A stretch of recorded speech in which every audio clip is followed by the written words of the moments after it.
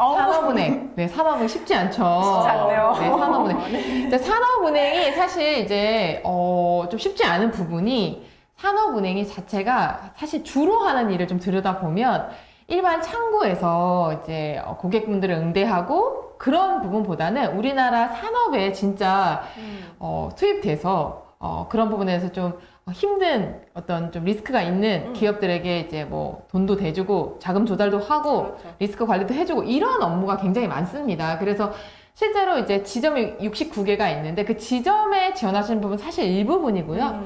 기업 금융팀 뭐 이런 부분이 많아서 좀 쓰기가 어려우셨을 거예요. 네. 그래서 오늘은 이 산업은행 자소서를 좀 쉽게 정말 쓰실 수 있게끔 최조스 양을 가지고 최조스 네, 양을 가지고 이제 가보도록 하겠습니다. 이제 자소서 항목을 좀 보면요. 네. 5개 항목이 있는데요. 사실 이제 3번 항목이 살면서 가장 큰 난관으로 기억되던 경험과 그 상황을 어떻게 극복했는지 이 부분은 우리은행 2번과 거의 네, 비슷한 맞습니다. 부분이 있고요. 그 대신에 나중에 어떻게 하는지 살짝 짚어드릴 거고요. 1, 2, 4, 5번을 좀 보시면 좋을 것 같고 5번 어렵다고 하셨는데요. 네, 실제로 여기서 핵심되는 부분이 1번 항목과 4번, 5번이 사실은 좀 가장 많이 보시는 항목이에요. 그래서 1번 항목은 1500자기 때문에 가장 쓰기 좀 어려운 부분이 있고요. 그 다음에 이제 4번은 디지털 마인드. 디지털. 단어부터가 벌써 지금 그게 어렵고. 조금 어려우실 것 같고 5번은 이제 수기로 적어야 되는 부분과 자필로 작성하셔야 되니까. 그리고 네. 또 이제 자필 작성과 또 이슈. 네, 시사에 약하잖아요, 저희. 네, 그래서 그런 부분을 좀 맞아요. 쉽게 알려드리도록 할 테니까 오늘 다 쓰실 수 있습니다. 네. 네. 이분은 4년제, 나이도 26, 7으로 올라갔어요. 언니. 공부를 조금 더 하셨나봐요. 네, 27 언니로 올라갔고요. 그 다음에 4년제 졸업하셨고, 상경 계열입니다. 이분은. 네, 상경 계열. 여기서 조금 멀어지네요, 저희랑요. 그죠? 그 다음에 토익 900점대, 공부도 열심히 하셨습니다. 네, 그리고 컴퓨터 활용 능력이 있고요. 그 다음에 땡땡 은행에서 인턴. 네, 여기서 조금 얄미워졌어요. 네, 인턴을 하셨고요. 그 다음에, 여기서 밑에 거 필라테스 학원 인포데스크. 네, 네. 여기서 좀 좀 친근감이 인간미. 조금 느껴집니다. 네, 그래서 아르바이트 경험 있으시고요. 그래서 요런, 사실은 좀 어떻게 보면 이제, 산업은행에는 굉장히 평범하다보다는 조금, 네, 누구나 이제 가질 수 있는 이력서라고 보시면 되고요. 네. 그래서 이분은 인터뷰를 좀 해봤습니다. 저희가 되게 중요한 게 처음에 포인트 짚어드렸던 거 기억나시죠? 나라는 사람을 항상 잊지 않으셔야 돼요. 그래야지 면접에 갔을 때 너도 똑같은 얘기야?로 가지지 않으시다 보니까 나라는 사람을 항상 꼭 기준에 두시고 가셨으면 좋겠습니다. 네. 그래서 인터뷰를 통해서 추린 최조스 양의 성향은 사실 첫 번째로 공동체 마인드의 좀 상생을 중요시하는 사람입니다. 그래서 은행에서 인턴을 했을 때 좀 그런 부분을 좀 충분히 캐치할 수 있었고요. 두 번째는 분석력과 효율성을 중시하는 사람.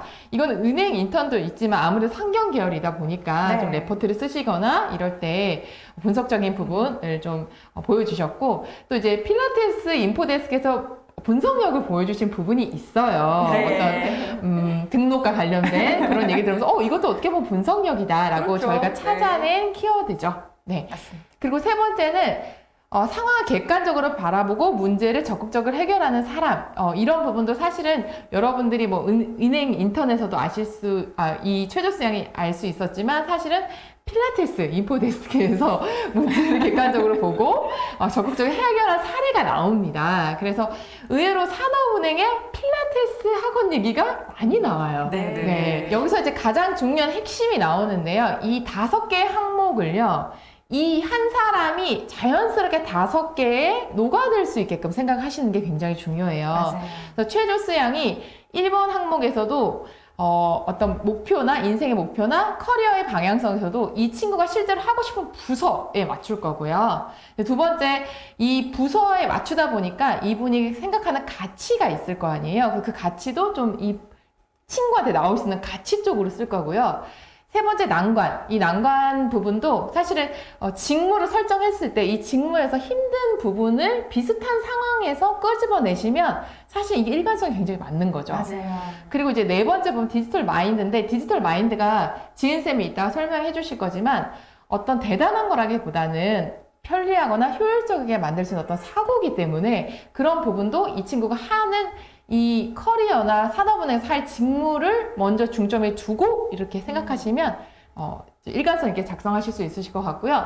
5번 사회 경제사회 분야의 이슈 이 부분인데 사실은 이제 직무가 정해지면 그 직무에 대한 분야가 있어요. 맞아요. 예를 들면 산업은행이 실제로 이제 신남방 이쪽에 어떤 금융기관 인수하고 이런 부분이 있는데 만약 그런 부분에 대해서 나는 업무를 하겠다라고 적으시면 이슈 부분도 이제 해외 경제 어떤 남방 지역 신남방 지역의 뭐 인도네시아나 베트남의 경제 이슈 부분을 다루시면 아, 이 친구는 이 직무를 하기 위해서 원래 관심이 있었구나.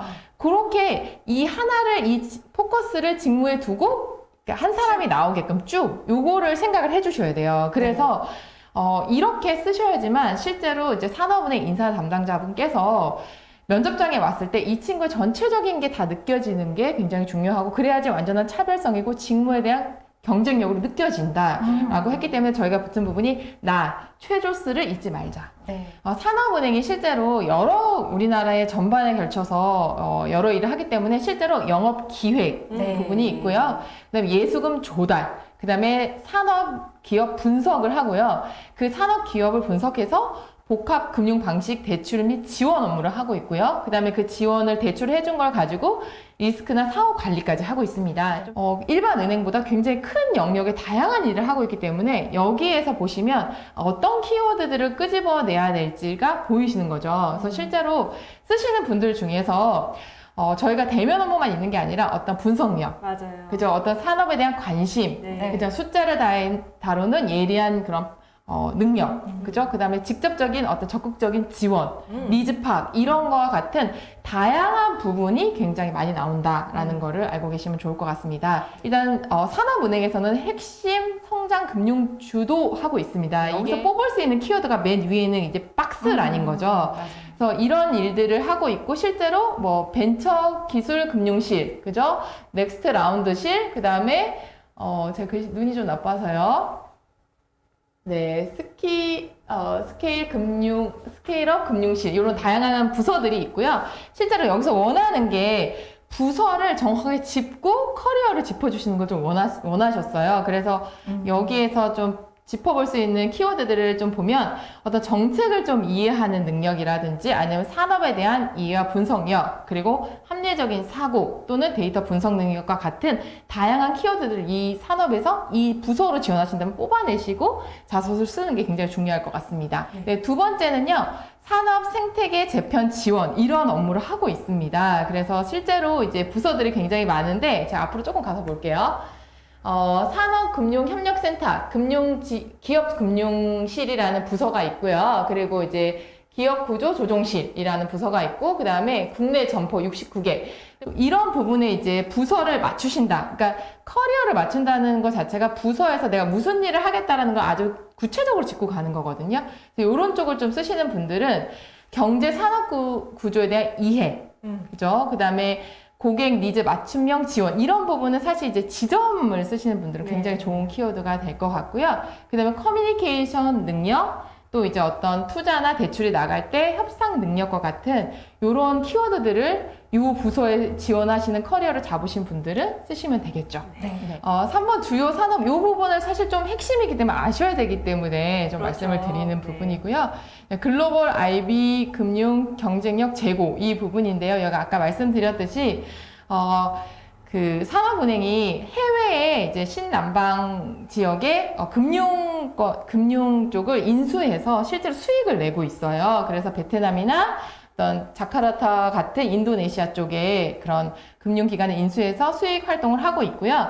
지금 그런 부분을 다루는 부서들이 보시면 해외 산업팀, 네, 그리고 PF실, 그 다음에, 여기 밑에 나와 있는 이런 부서들이 있죠. 그래서 이런 부서들을 지원하시는 분들은 사실은, 금융국 자격증이 아니라도 어차피 이게 해외 산업과 관련된 부분이기 때문에 거시적인 관점의 세계 경제를 이해했다라는 키워드를 쓰셔도 좋고요. 그 다음에 글로벌 역량을 쓰셔도 좋고요. 네. 그 다음에 어쨌든 협상 능력, 인수랑 이런 걸 하는 부분이기 때문에 협상 능력이라는 키워드를 쓰셔도 좋을 것 같습니다. 네. 네 번째, 산업은행의 주요 산업이 사실 정책금융, 그 다음에 신영역 개척 이 부분이 있는데요. 사실은 산업은행의 되게 특징적인 부분이 어떤 정책금융의 역할을 하고 있어요. 네. 그래서 기업들이 힘든 부분에 적극적으로 개입하고 있고 이런 부분이 고용, 일자리 창출과도 연관이 있기 때문에 그런 부분에도 다양하게 미래지향적으로 개입하고 있고요. 그런 부서들이 자, 앞으로 가겠습니다. 네, 여수신기획부, 그 다음에 간접투자금융실, 그 다음에 한반도 신경제센터. 네, 거창하네요. 그죠? 네, 그래서 다양하게 앞으로의 미래에 대해서 우리가 어떻게 할 것이고 그런 부분에 대해서 뭐 예를 들면 뉴딜과 같은 정부가 앞으로 어떤 부분을 펼쳐나갈 것이고 그런 부분에 대해서도 같이 함께 고려해서 어떤 일을 하는 쪽이기 때문에 키워드를 뽑으실 때 미래지향적 사고 능력, 그쵸? 앞으로 이렇게 좀 계속 보고 어떤 사업이라는 게 우리나라 경제 전반에 걸치기도 하지만 고용 창출과도 굉장히 연관이 있거든요.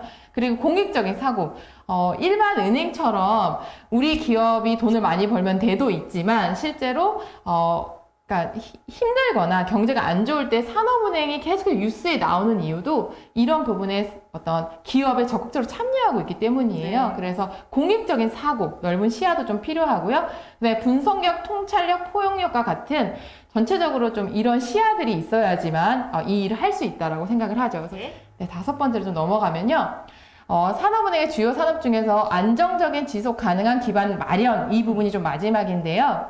그러니까 이런 다양한 네 가지 것들을 이제 하려고 하면 사실은 이제 내실이 좀 다져져야 돼요. 그래서 그 부분을 이제 담당하고 있는 쪽인데요.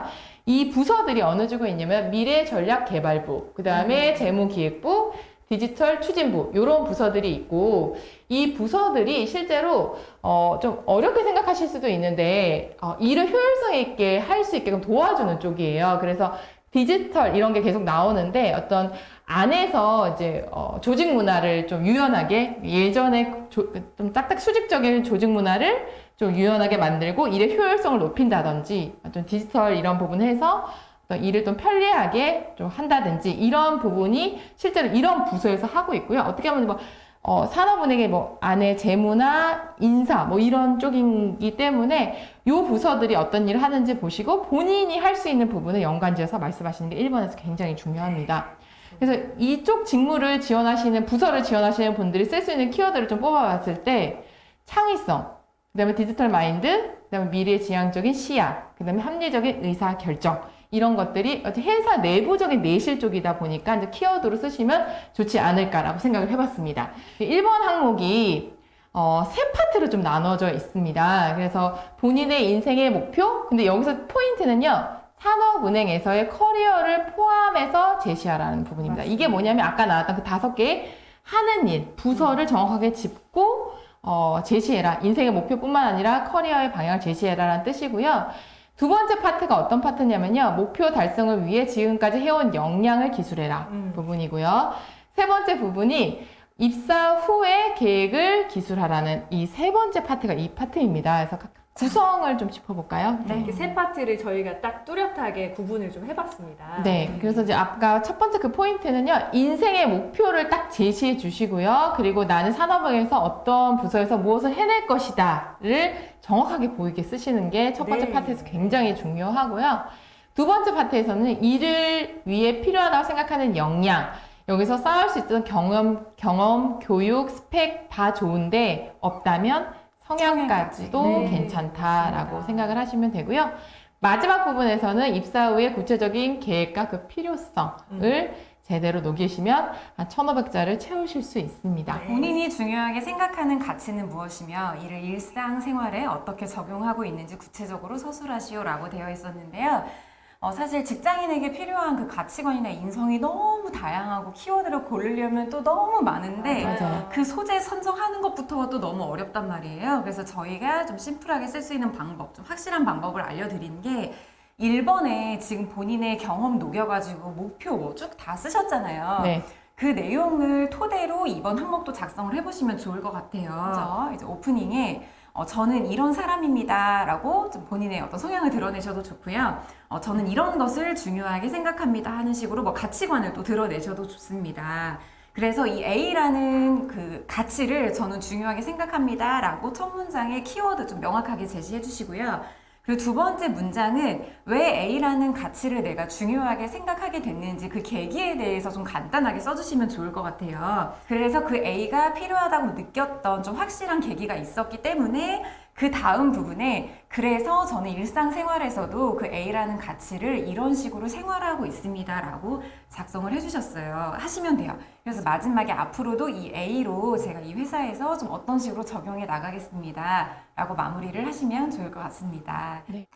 3번이죠. 네, 3번은 지금까지 살면서 가장 큰 난관으로 기억되는 경험과 그 상황을 어떻게 극복했는지를 서술하시오 라고 했는데요. 아까 1번이 뭐였죠? 이 분이 직무를 설정한 게 커리어를 그 꿈과 설정한 부분이 69개 점포에 나가서 어떤 중소기업의 어떤 지원이나 커뮤니케이션 하는 업무다 보니까 저희라면 이 최조스 양이 실제로 이 직무를 하면서 좀 힘들 것 같은 그런 상황과 비슷한 것들을 녹이시면 될 것 같고요. 실제로 우리은행 2번과 비슷하지만 나란 사람이 잘 드러나기 위해서 이 직무 속에 좀 힘든 것들, 예를 들면은 어떤 협상을 하면서 힘들었던 상황들, 그죠? 그리고 또 다른 요구가 있었을 때 어떤 커뮤니케이션을 조율해 나갔던 것들, 대면하면서 힘들었던 것들, 이런 것들 쪽에서 좀 키워드를 찾아보시면 쉽게 쓰실 수 있으실 것 같습니다. 4번 쪽으로 바로 넘어가 볼까요? 네, 4번 특히 많이 어려워하시더라고요. 네, 잘 보세요. 우리 출제자의 의도 항상 질문에 있다는 이야기가 많이 있는데 디지털이 아닌 디지털 마인드. 네, 마인드. 맞습니다. 마인드라는 마인드. 단어가 우리를 구원할 것입니다. 네, 마음이 훨씬 편해졌어요. 여기서 희망이 그렇습니다. 디지털 지식, 디지털 역량을 발휘해서가 아니라 마인드를 발휘했다. 발휘한 사례를 쓰라고 했습니다. 네. 은행에서 디지털을 왜 하는가 생각해 보면은 결국은 편리함, 맞아요. 효율화입니다. 굳이 가서 번호표 뽑아서 기다려서 막 점심시간 끝났는데 왜 줄이 안 주나. 이 시대가 이제 지났잖아요. 종이로 막 하나하나 막 서명하고 어디 있는지 찾고 막 이런 것들. 그렇죠. 네. 그래서 편리함을 결국은 내 안에서, 내 일상에서 찾았던 사례면 된다. 우와. 네, 여기 노란색 글씨 보시면 편리함을 위한 시스템화. 네. 이거를 꾀했던 사례를 찾아보시는 거예요. 약간의 시스템만 더해지면 되는구나. 맞아. 근데 이제 디지털이라는 글씨가 있기 때문에 약간의 디지털을 이용을 해야 되는 문제를 바라보는 분석적 사고를 바탕으로 약간의 디지털을 이용해서 효율성과 편리성을 높인 사례. 명쾌하네요. 네, 이거를 주목해 보시면 돼요. 자, 구성입니다. 처음에 이제 당연히 이제 경험을 아우르는 첫 문장이 나옵니다. 저는 어떠한 방식으로 어떠한 문제를 좀 해결한 경험이 있습니다. 문장은 이제 틀이기 때문에 꼭 이렇게 쓰실 필요는 없는데 이런 식으로 아우르는 문장을 넣어주시는데요. 만약에 내가 나름 정의한 디지털 마인드에 대한 생각이 신박하다. 이건 좀 자랑하고 싶다 하신다면 처음에 그렇게 시작하셔도 좋을 것 같아요. 내 나름의 정의. 네. 제가 생각한 디지털 마인드는 이런 겁니다. 네, 이렇게 시작하고 저는 이런 거를 바탕으로 활용하여 해결한 경험이 있습니다. 하고 나서 본격적으로 그 경험을 풀어주시는데요. 막연하게 쓰지 마시고 대략의 상황 그리고 문제를 해결해야 했기 때문에 문제점을 인식한 포인트가 분명히 있습니다. 문제점 인식과 함께 써주시고요. 그리고 나서 행동이 나와야 되겠죠. 어떻게 내가 했고 그리고 문제가 어떻게 해결됐는지 결과까지 쓰시면 됩니다. 네. 그리고 마무리는 뭐 자유롭게 쓰시는데요. 이 과정에서 좀 이런 것이 중요하다고 느꼈습니다. 혹은 뭐 앞으로도 업무할 때 이런 상황이 많을 것 같습니다. 그래서 제가 이렇게 해보도록 하겠습니다. 라고 하는 마무리까지 넣어주시는 거죠. 네, 요즘 자, 경제, 사회 분야의 최신 이슈 하나를 자유롭게 선정을 하고 이에 대한 본인의 견해를 서술하시오라고 되어 있었는데요. 사실 이 이슈에 대해서 쓰라고 하니까 굉장히 어렵게 느껴지고 또 관련된 너무 이제 전문성이 있어야 되지 않냐라고 생각을 하셔서 접근이 좀 어려운 것 같아요. 근데 여기에서 좀 생각을 해보시는 게 일단 산업은행이 5번 항목이기 때문에 아까 이제 쌤이 1번 항목 쓰실 때에도 좀 계속 말씀을 드렸던 게 이 산업은행 자체가 우리나라 경제나 사회 전반에다 걸쳐져 있는 업무를 좀 진행을 하는 다양한 업무를 하는 은행이기 때문에 이 경제 사회 분야의 이슈에 대해서 좀 잘 알고 있다, 이해를 좀 하고 있고 최신에 어떤 뉴스들이 좀 올라오고 있는지를 계속 주의 깊게 보고 있다라는 걸 좀 어필을 하시면 좋을 것 같고요. 그리고 또 이걸 이제 의견을 제시를 할 때 뭔가 통찰력이 있으면서 어느 한 방향으로 좀 의견에 치우치지 않는 사람이라는 걸 어필을 하시면 좋을 것 같습니다. 꼭 경제만 쓰라는 게 아니라 경제 사회 분야에 대해서 쓰라고 했으니까요. 관련된 경험이 있으면 경제 쓰고 아니면 사회 쪽 분야에 본인이 좀 잘 풀어낼 수 있는 소재를 선정하는 게 좋다까지 말씀을 드리고 네. 그리고 소재를 선정을 할 때 제가 이제 이런 말씀을 드리고 싶은 게 이런 이슈는 좀 피해주세요 라는 거를 예로 좀 들어보고 싶은데 이슈 선정을 할 때 요즘에 최근에 굉장히 핫한 이슈이지만 그 이슈를 좀 이제 거론을 하기에 약간 좀 위험한 이제 그런 소재들이 좀 있어요. 예를 들면 찬반의 본인의 견해를 제시를 해야 되는데 이 이슈에 대해서 내가 찬성을 했었을 때 인성적으로 조금 오히려 좀 본인의 단점이 좀 드러날 수 있게 되는 그런 이슈는 좀 피하시는 게 좋고요. 자, 먼저 첫 번째는요. 이 최근 본인이 선정한 그 이슈에 대한 브리핑을 해주시면 좋을 것 같아요. 그래서 브리핑을 하실 때에는 실제 뉴스 기사를 좀 발췌를 해서 어떤 구체적인 좀 근거 아니면 좀 뭐 확실한 수치 같은 걸 넣어가지고 이슈에 대해서 객관적인 지표를 활용을 해서 브리핑을 좀 간단하게 해주시면 좋을 것 같고요. 그리고 그 다음 문장을 쓰실 때에는 여기 되게 중요한데 그 이슈에 대한 여러 가지 다각도의 의견을 좀 제시를 해주시는 게 좋을 것 같습니다. 저는 여기에서 어떤 좀 팁을 드리고 싶냐면 찬성하시는 분들은 이래서 찬성하고 반대하시는 분들은 이래서 반대하는데 저는 찬성, 반대 이렇게 놓고 볼 게 아니라 이걸 어떻게 하면 좀 근본적인 문제를 해결을 할 수 있을지 큰 그 맥락을 좀 파악을 해보는 거죠. 그래서 여기에서 이제 통찰력이 좀 표현이 되면 좋을 것 같고요.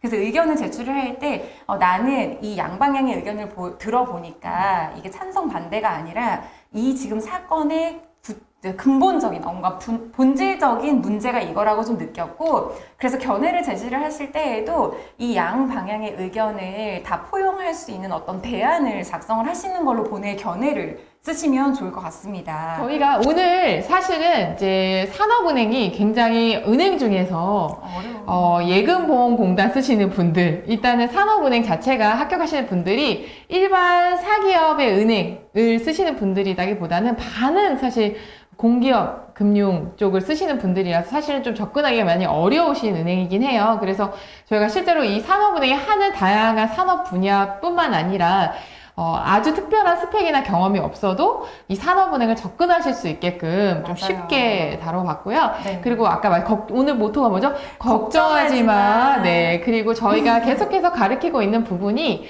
이 한 사람이라는 사람이 계속해서 이 사람을 쪼개고 어떤 경험이 있는지, 무슨 생각을 했는지, 어떤 성향이 있는지 아주 작은 티끌의 것들이라도 쪼개서 면접까지 이어지게 만들고 있기 때문에 좀 사실은 흔히 이제 저희가 실제로 가르쳤던 그런 스펙을 그 친구 이력서 경험을 가지고 자소서를 써봤습니다. 그래서 네.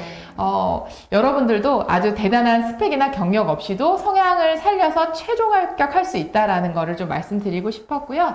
저희 조스플라이 새언니가 이제 여러분들 특히 여성 지원자분들, 남성 지원자분들도 마찬가지고요. 이 채용을 과연 내가 쓸 수 있을까부터 내가 사실 보잘것없는 이력서지만 자소서라도 내 걸 다 녹여서 쓸 수 있을까 이런 걱정을 3명에서 같이 나눠서 계속해서 많은 지원자들을 합격시키고 있습니다. 네. 저희가 다양한 컨텐츠 올리고 있으니까요. 인싸 담당자 채널뿐만 아니라 조스플라이 채널에서도 저희가 주요 기업들, 여성분들이 쓸 수 있는 주요 기업들 자소서 문항 다 다루고 있으니까요. 오신 김에 구독, 좋아요 누르고 가시면 좋을 것 같습니다. 그리고 오늘 늦게까지 보시느라고 수고 많이 하셨고요. 다음번에는 저희가 더 좋은 영상을 가지고 인싸 담당 채널에 나오도록 하겠습니다. 네. 마지막으로 저희 수업에 성향과 강점 면접 모토 있죠? 네, 한번 외치고 마칠까요? 네. 나는 나대로 붙는다! 여러분들 붙을 수 있습니다. 다음 영상에서 만나요. 네, 안녕! 또 만나요, 여러분. 고생하셨습니다.